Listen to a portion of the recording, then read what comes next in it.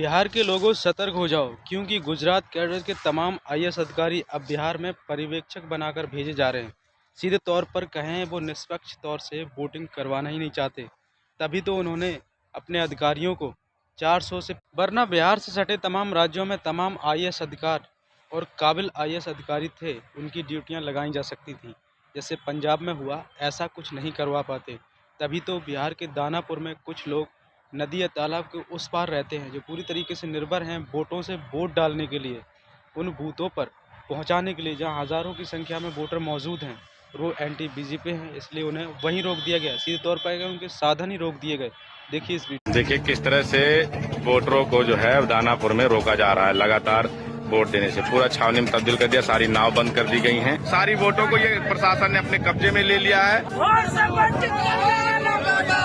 ये देखिए के काम को करा जा रहा है, एसडीओ को फोन करके बार बार उनको बोला जा रहा है। असली खेल यही है। इलेक्शन कमीशन भी झूठ नहीं बोलता।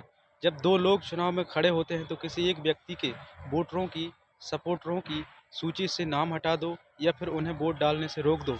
बचे एक पक्ष के वोट जो आपके पक्ष में हमेशा ही जाएंगे। देखिए दूसरे बूथों पर किस तरीके से यही चालाकी चुनाव आयोग कर रहा है। आपके साथ क्या हुआ है?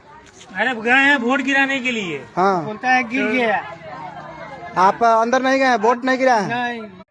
यानी कि किसी भी कीमत पर अब बिहार को जीतना मोदी जी का स्वाभिमान बन चुका है।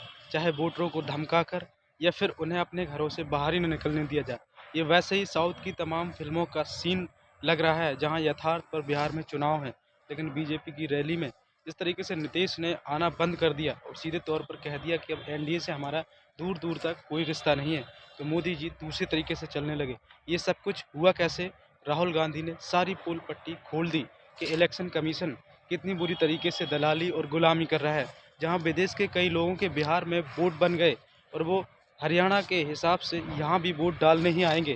और इलेक्शन कमीशन को अपनी कमियों और नाकामियों पर कोई भी गिला शिकवा नहीं है और वो वफादारी के साथ बीजेपी का पक्ष रख रहा है। देखिए कैसे खुलासा कर। नमस्ते बिहार के भाइयों और बहनों, आज आपने देखा होगा प्रेस कॉन्फ्रेंस में मैंने बीजेपी की सच्चाई, वोट चोरी की सच्चाई के बारे में बोला। हरियाणा का उन्होंने चुनाव चोरी किया, महाराष्ट्र का चोरी किया, पहले मध्य प्रदेश और छत्तीसगढ़ का चोरी किया और अब बिहार का चुनाव चोरी करने की पूरी कोशिश में है। मैंने प्रेस कॉन्फ्रेंस में आपको बिहार की एक कहानी सुनाई, एक परिवार की कहानी, एक गांव की कहानी, मगर यही बिहार में लाखों लोगों के साथ हुआ है। वोट कटा है, लोगों का वोट छीना गया है। वोट चोरी